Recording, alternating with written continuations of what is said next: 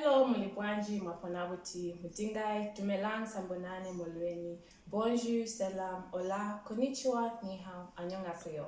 Welcome to Not of This World podcast, a place where I sit down with born-again believers who are in this world but not of this world, and they share their faith. We talk everything from music, art, books, sports, corporate jobs, homemaking, homeschooling, you name it. And of course, faith. If this is something that would interest you, please stick around and let's get into it. Today we have another story, a testimony to tell, and my guest is a writer, a philosopher, a historian, an apologist, and he's here to just tell his story of faith, his journey of faith, and just dealing with grief and loss. So please introduce yourself. So I know your mother tongue, so I want you to do a greeting in your mother tongue, and then you can introduce yourself in English. Okay, thank you. Yes. Hey, Mobuga Utimo and Selim Tutamba, and Hina with me, Othniel, and yeah, I think that's it. You can introduce it in English. Okay, so for those who don't understand. yes. Thank you so much for having me to this podcast, Not of This World. My name is Othniel, and I'm a born-again Christian. And my story is interesting, and I really thank God for my life and how He saved me. Yeah. I think that's it, right? Yeah, so let's just start with a bit of your background and of upbringing. So just where were you born, where did you grow up, and just a little bit of your background. Yes. Yeah, so I was born in Mazabuka. I grew up there in a Christian home. And it was very interesting growing up, although there were some tragedies starting when I was 14. I think it's what really shaped my life, because from there I was never the same again. It was the death of my brother, and I might say I was closer to my brother than I was to my parents, because being the firstborn and we are very close. So after his death, I never thought life would come to normal again. So that was the end of it. I was literally losing my mind. And as they say, when you can't find something to really live for, pleasure becomes. We then start to look for pleasure. I think that's what shaped my life from there, because of grief, and so I resulted in indulging in other activities. And before I could realize, I became an addict, and I went through that path for almost a decade, and still believing that I was a Christian, but I knew that there was something wrong with my life. I knew that what I'm doing is not right, but I just didn't have the power to quit or anything of that nature. Yes. So like you said, you grew up both parents being believers. And just so you had been exposed to the gospel from a very young age. First of all, how old was your older brother when he passed? Yes, so we had an age difference of 10 years. So he was 2014, he was 24. He was 24. I just gotten married with 2 kids, and yes, he was 24, I'm sorry. Okay. So let's get a bit just into that, because I know that was quite a tragic thing for your entire family. Yes. But also just you individually, like you said, you were very close, quite close, and his death really impacted you in a huge way, impacted your entire family. Yes. But it's also in the manner in which he died, which was which made it even the more tragic. Death is already a tragedy, but just the manner in which he died was also just maybe you can get a bit into that. Yes, so I think it was the most interesting part of his life is not why he died, but how he died. Yes. So he was murdered, and I think that was on a Saturday night. So he was not a traditional Christian in the traditional sense. I don't think so.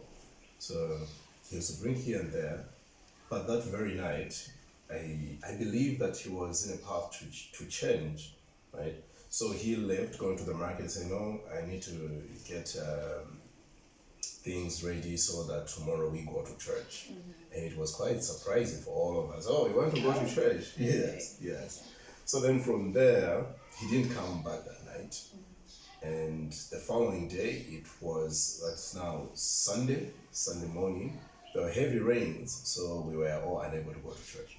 So then we didn't know what happened, but that very night, that's the night at which he died. So, and the following day, then the third day now, Monday, that's when we discovered that he was gone. And So you hadn't, was it like, oh, wait, where is he? It's been a couple of days. What is happening? Or it was just like, okay, it's normal. You cannot hear from him from this long for this long, and it's normal. He'll pop up. Or was it like, oh, this silence is a bit. I mean, was it?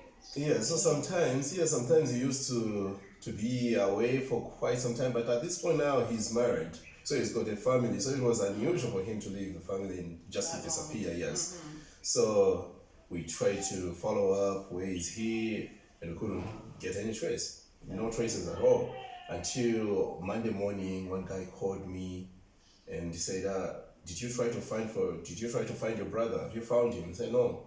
So that's when he said, oh, there is a report that Saturday night the police found a dead body on the road, and so they took it to Mazabuka General Hospital. And that's about 45 kilometers from now our place, right? Yeah. So then from there, we try to find out now from all places where we say maybe he is at our grandmother's place. We reached out there, he's not here, and that's when I knew right there that no, he's gone. And so mother and his wife went to the hospital just to find him in the mortuary, right? And he wasn't even, I don't know how to describe them because I don't have much knowledge regarding that process, but he was just on the floor because that body had not been identified yet. Yes. So when the news came, when my sister now rang me and said, no, this is what has happened. Yes, I was pretty devastated, very, very much. And from there, I didn't even see his body during body viewing. My sister sent me away, right? Lied to me that the burial wasn't going to take place that day so that I don't see his body because I think I wasn't going to survive that. Yes. So you were not even there for that? No, I wasn't. No. I only saw the pictures after I came back, and it was, yes, it was very devastating. Yeah, quite a tragedy. So I know at some point, at what point after that did your life start spiraling? Just like I said, it impacted you in such a huge way, and your life started spiraling. At what point? Because I know sometimes with grief you can fall into depression, and sometimes it's hard to get out of that slump, that grief slump. But yeah, at what point did your life really just start spiraling? Yeah, so from there, it was very, very difficult. And there was just this void space in my heart, like emptiness. Grief has got no respect. Sometimes you look up to God and say, how did you allow this to happen? And you are very young at that point, and so you don't really know how to handle such a thing. And so for quite some time I was into depression. Nothing was making sense. What's the meaning of life? I think that's where even my that's what really opened my mind to even philosophies and these ideas, because I started right there to question life, like what's the meaning of life and all of that. So now at this point, when we went back home after the funeral, so we went back to our old place and things of that nature. Two cousins of mine from mom's side started living with us, at least so I can have people around to talk to. Right. Yes. And so it is now one of the cousins who introduced me to some other activities. Okay. Yes. do some other activities. And for a while, it felt so nice because I'm distracted from pain. There's pleasure in it and things of that nature. So it felt so nice until it stopped. Until it stopped. Right. Okay. You now I want to get into how you came to faith, how you became a believer eventually. Yes. Not just like I am a believer. I grew up in a Christian household, but now you became a person of faith. I know at some point you were involved in a car accident, and Yes. how did that also play into just your whole story coming together? So if you can just get into that as well. Yes. So that was March 2022. So that was March 2022. So the other day, I went to church. Not really to worship God, but just for social reasons. Okay. Because after church, right from church, I met one of my many ex-girlfriends and then convinced her to go, to have intimacy and things of that nature. And so it didn't really go nice. We got into an argument. I'm just showing you that there was no really there was no purpose for even going to church because I wasn't really going there. Yes, no, it wasn't. Yeah. So I just went there for social reasons, not really to worship God. So and immediately after I got home, because church was about 45 kilometers now, Masabuka town. So now I went back. So you went from your house like 45 kilometers? 45 kilometers. Kilometers yes. Okay. Yes. So came back, and after I arrived again, I found some girls, chatting. So I joined in, and right there, my cousin came with a motorbike. He convinced me to go on a ride with him. I hesitated because I was talking to these girls and it was nice for me. That's how my life was at that point. So, but he managed to convince me, and then we went on a ride together. So that's how, fast forward, there was a very narrow bridge. I don't know how the right measurements, but I'll just say, narrow bridge. Yeah. And so I attempted to pass through that bridge with a motorbike. And so he said, no, you can't do this. This bridge is just way too narrow. Even people walking on foot, they don't use this bridge. Were you the one? It's me now riding. Right. Yes. Okay. So after I insisted, he jumped off. Yeah, the bike was moving and he jumped off. He said, no. And I remember his words clearly. He said, if you want to die, you die alone. I don't want to die. So I attempted, and I was almost through it. Only a few meters away, that's when my bike lost control. And right there, I knew that it's over.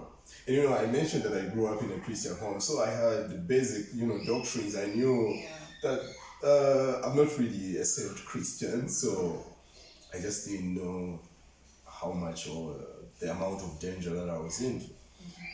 So right there, as I started now descending into that bridge, and it was many meters deep. So I knew right there that this is the end. Yeah. This is the end. And after I landed with my head, by the way, broke my neck. Wow. And then the bike, now a heavy bike came, slammed on my chest. And I knew that I'm gone now. I couldn't even feel it. This is the end. And I suspect that every dying person, I know that now I'm dying. Because right there, I knew the amount of danger that I was into. I wasn't really feeling the pain. Wow. It was the pain of fear. That within a few seconds I'll be in hell right now. And so I panicked, and I could even hear my cousin screaming from afar. Like he's gone. And so right there, I just started praying. I started asking God. I remembered because I used to read the Bible a lot, even when I was in my primary level. I used to argue, debate with Seventh-day Adventists and so on in class. So I knew a lot about the Bible, so a verse just came into my mind. You call upon my name in the day of trouble, I will rescue you and you will honor my name. And right there, words couldn't even come out correctly, but I just kept, Lord, please give me another chance. Please give me another chance. Save me, Lord Jesus, please save me. And miraculously, I managed to get up. I got up. You got up? I got up. With a broken leg, I got up. That's wild. I got up, walked out of the bridge, even took my phone and made a few phone calls because I didn't know if I was going to be okay or not.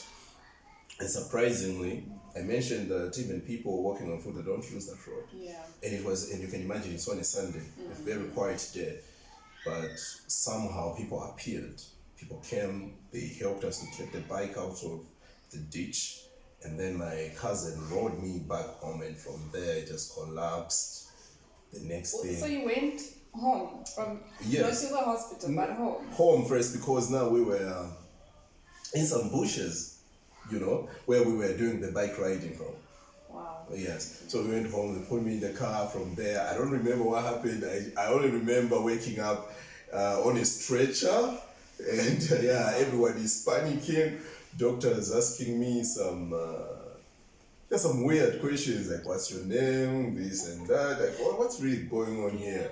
But the pain was very intense, and I'm in the hospital. I wasn't really hospitalized for a very, very long time, but the pain was intense. Like you can't move your body, not at all, because if you dare move your body at all, the pain was just intense. So that the person who had first asked God to give him another chance was now asking, Lord, please just take my life.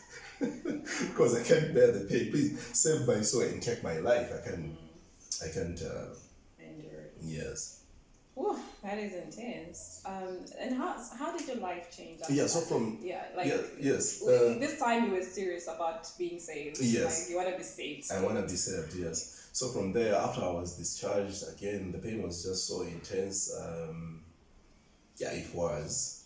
You can imagine. I would spend the entire day in the chair, because you going to sleep means then I'll have to strangle the neck, So they'll just put things behind here, and just from morning to eve, you just sitting like this, just so tired. I kept praying, Lord, please save my life. If you save my life, I won't use any second of my life towards my own goals, but only for your glory.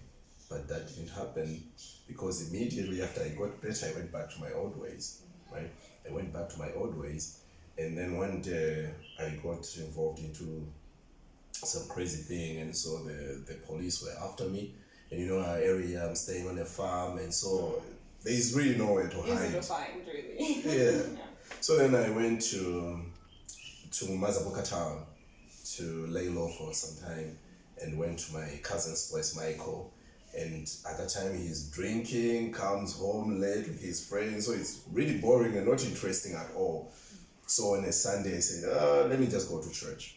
So I went to Mazabuka Central Baptist Church, sat there, and there was a guest pastor from New York, US, because they were conducting the APC, the Africa Pastors Conference. So I attended the Sunday service. And that service, the sermon that he preached, I remember it very correctly. So he gave an analogy that there is a famous story. I don't know if it's true, if that story is true or it's a fairy tale, but there was a street kid who got adopted into the royal family. So after he got adopted the royal family, like they had to teach him even basic things of even how to use the toilet, because all those things were foreign to him. So then, after he took over, now he became the crown prince. So after he took over, he built a secret room, which would spend hours and hours every day in that room. And so he asked us a rhetorical question: what do you think was in that room? So for me, I was like, this guy became so proud that he has forgotten where he came from. Like, he's even building rooms and he doesn't allow people inside. I think he's a bad prince or bad king. So then he proceeded to explain that what was in that room was all the filth that you can find in the street. So he spends time, hours in that room to remind himself that all this luxury that I'm enjoying is foreign to me. I belong in the streets. This is where I came from, in case I forget of where I came from. And then he connected it to my story. Some of us, God has saved us from things that were supposed to kill us, and today life has become normal, so we have completely forgotten about all those things. And this is a new church, new pastor. They don't know my story. They said, God is speaking to me here. God is speaking to me here. So went home, and after the APC now was starting a few days, and then after I registered for the APC because it was open to everyone. I attended the APC, the Africa Pastors Conference, and it was a 2 days conference. So the first day again, what was the topic? I don't know if I can remember what the theme was, but I think it was in Romans. Yeah, we were dealing with. Oh no, yes, we were covering Romans, the entire book of Romans.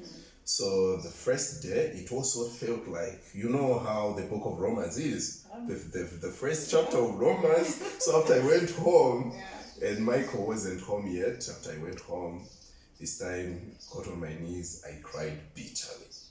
With this time, no pain, nothing is pushing me to come to God, just the word of God that I have heard, and just prayed, Lord, please save my life now. I want to give my life to you. I'm a sinner. Like I didn't have basic things to say. I don't know. I have to follow this prayer systematically. It's just me now, opening up and pouring my heart out to God. And from there, I just knew that now I'm saved. From there, I just knew that yes. And so my life from there changed. At that time, now I was in college. I was doing information technology. After I got home, I told my mom, I'm a born again Christian. I said, really? I said, yeah, I am a changed person now. Wow. So I'm dropping my IT program. I want to study theology. I said, this is you without knowledge. That's like a whole 360. Yes. Don't you think God would want you to finish your program? And then I said, no, I don't want to do it. Studying school materials weren't making sense anymore. It's just the Bible, and I became very noisy and I annoyed people because I would not get on a bus or to go anywhere without telling people, let me tell you about Jesus, the excitement. And so that's how I dropped my IT program. But now, now looking back, I should have finished that program first. Do you wish you did? Yes, I do. Okay. I think it was that excitement of being a Christian, and you feel like you have to destroy everything else, but how are you going to survive? Because you need. Yes. I mean, sometimes when we freshly born again, sometimes you lack wisdom. You don't exactly. You just have this excitement, the joy of the Lord, So I totally understand, and man, that analogy was so powerful. It was. It was so powerful, and it was. I can see how much it would make you think. It would make you think. So that's a powerful, very powerful testimony. Thank you. Thank you. I want you to share the gospel in Tonga. Okay. It's just like under 2 minutes. Under 2 minutes. Yes, just under 2 minutes. Just somebody who's never heard the gospel. Yes. Okay. Just in English, I mean, there's always opportunities, but I'd imagine someone listening and their native is Tonga, and and you are really good at your. But actually, before we even get to you sharing the gospel, let's talk a bit about your writing, because, like I said, you're an apologist, you're a writer, and you've even published a book. Yes. So let's get a bit into that. Yeah. So writing is really my passion. Yes. Usually speaking, I'm not so good. But writing, because it gives me time to think about the ideas, to refine my words and things of that nature. So yes, I have written one book. It's The Art of Moving On. Although being my first book, and I wrote it in 1 week. Whoa. And so the editing was terrible, no proofreading, and it went straight on Amazon. It didn't really do much when it comes to sales, but I'm glad that I look back and say, okay, here's where I made mistakes and so on. So, and then from there, because I felt there are so many people writing materials of that nature. So what do I really want to write about? So I'm currently writing a book. It's the alternative political theory. And I'm also translating one of the, if not the greatest, achievement in Zambian literature. It was written in 1968 by L.M. Mwenga. It's called Nyogo Ngumwi. Your Mother is Is it the one you told me about? Or is that a different book? The translation? You told me it's like an old Tonga. Yes, okay. Yes. So when you look at the Homeric heroes and the hero of the Epic of Nyogongumwi, Joleha in that story, and I compare it with Greek heroes, I see that this is supposed to be on the same level. But the only problem is that it was never translated into English, and it's based on a true story. Okay. So yes, so it was the conflict between the Balozi, Kololo, and the native Tongas when the Lozis came, and then the Tongas were decentralized, no proper political system, and so they were defeated. And now the horrors of how they were treated, and now this particular young man goes on a mission to rescue his mother from the enemy territory. Yes, so I'm translating that one, and another work that I intend to do after that is to investigate the resurrection of Jesus Christ according to the historical Jesus. I watched a documentary on the historical Jesus. It really, it shook me a bit. Okay. It shook me a bit. Questions like, isn't it good or bad? Yeah, in a very negative way. Okay. In a very negative way. And so after I settled down, looked at, okay, did Jesus really rise? Because most, even secular scholars, secular historians, they say Jesus, the historical Jesus really existed. But the question is, did he, and he was also crucified. But the question is, did he rise or not?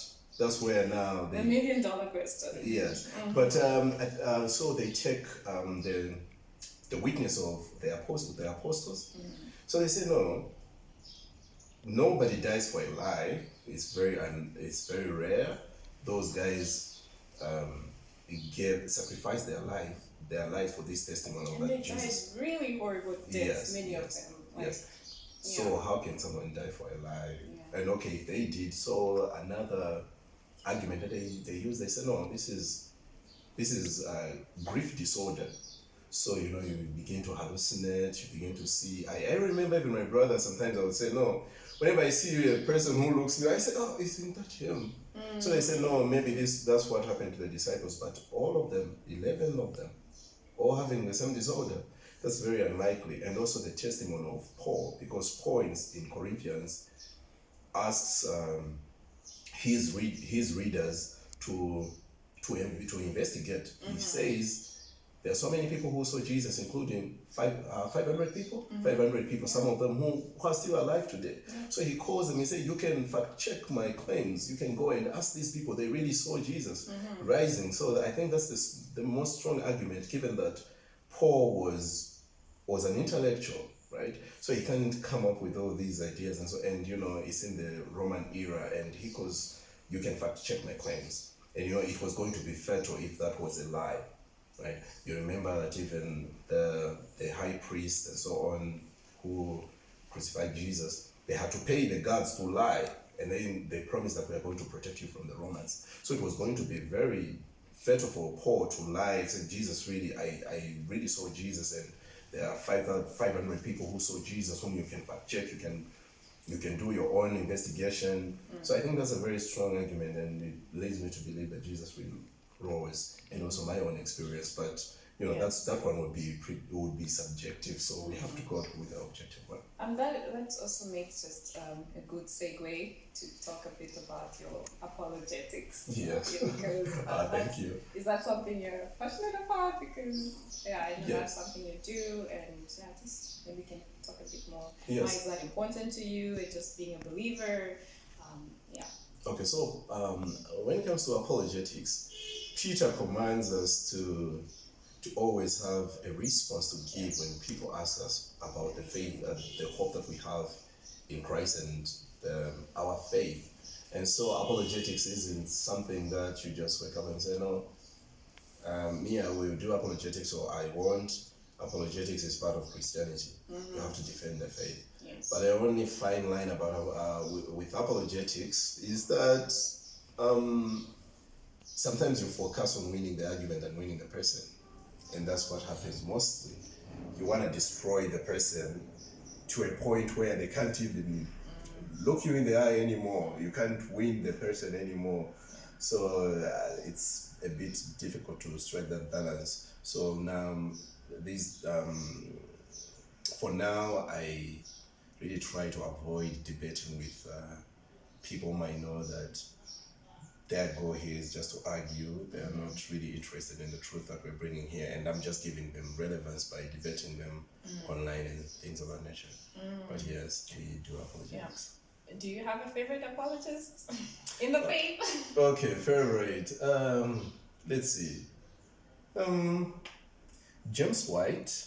Okay. Yeah, I James do White. think so. Yes, James White does a great job. But let's see, which other one? There's this Catholic.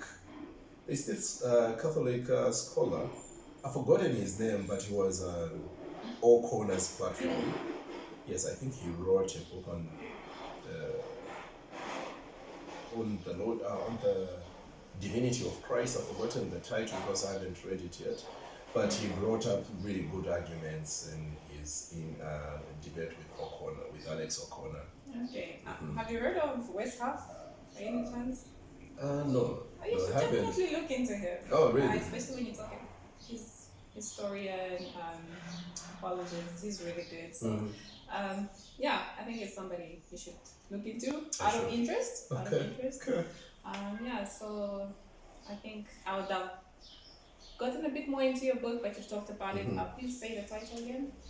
Okay, which one? The book, the one you published. Oh, the one I published is the Art of Moving On. The Art of Moving On. But I'm working on the second edition, because the first edition I'm thinking of taking it down because yes, it will affect my brand in some negative way. People will look at it and it's poorly edited, and yes. Well, now that you know better, well, exactly. yeah, Exactly. there's definitely no harm in refining it and making it the best that you can. I think it's an important work. Grief is something people talk. It does have to do with grief, just to be sure. Yeah, it does. Okay. It does in a way. So I think that's something people will deal with at one point or another in their lives. So I think it's a really important work, and I really hope that you, if you must, whatever changes you need to do, and put it out there. Definitely put it out there, and I hope people will get it. Yeah. Thank you. So again, just in closing, I would really love for you to share share the gospel. Just under 2 minutes in Tonga. Your Tonga is powerful, man. Okay. It puts me to shame. Okay. So that's. Do we have a timer here? I don't know. I'm sure you. Yeah, you gauge. Oh, so ibara gospel yama magani mawoto izwa mu ijikwa translate wamba uti magani mawoto. Ino magani mawoto yanga uti ngata kubi magani mawoto tikawutawo magani mavi. Magani mavi nga uti iwe andime tokayagwa mu chibi. Na chibi yechitu chikweza uti chibi tulachikweza uzwa kuli batata ba Adamu. Kama uli wonse oyalidwa ansano uzwa kuli Adamu. So Adamu apegwa wabambwa munjiko hanyo yaleza abo tubonse boleza gapangidwa tikasalade mu moyo mwabwe Adamu agapegwa hintu honse hagali buyandansi muga hintu yabulya atalabo obo akubaleza but Adamu wayandaula kuti achole munawoleza oyo omwe ogalibo. So Adamu wafela musunkongo agapedwe. So agambo ga Adamu iBhayibheli itwambira kuti ugwinda mula Adamu luhu logayanda ku bantu bonse. So iwandime sono tuli bahihibi inoleza mu luyando lwabwe amuluse lwabwe watuma mwana abwe oyo mwana abwe ngutwamba uti nguleza ngwenya ogabola ansiano mu bube bwa Yesu Kristo awuti gutegwa atuhide inota naga tuhidde abo wasanga nogapona bumi bululemi utegwa abambe mulawo waleza ulya mutwalibwa kubambaswebo utegwa toyi kushoma muli ngoyo atupe bululami bwabwe amana ulya mulandu ngutoka panga ulya luhu ndutwalibwede uti tuhweswebo Yesu Kristo ogaluka luhuluya amana atalabo iBhayibheli itwambira uti luhu tiwalugoya na jumbwe tiyali kugoya kumwanga abobo ogabugalimwe so okutegwa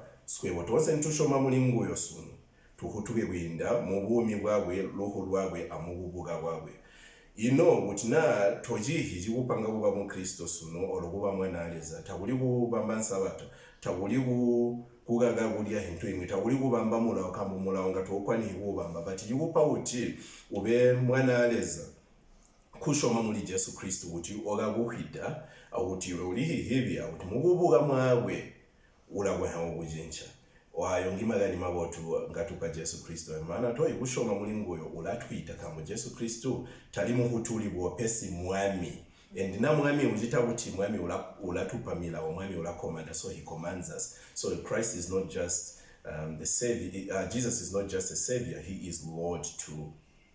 And so yes. Couldn't have said it better.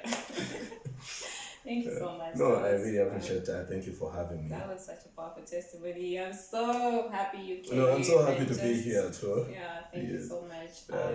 So for everybody, thank you for watching again. Please like, share, and subscribe for more. And follow also on Instagram for just more behind the scenes content and what we up to here at Not of This World podcast. See you in the next one. Bye.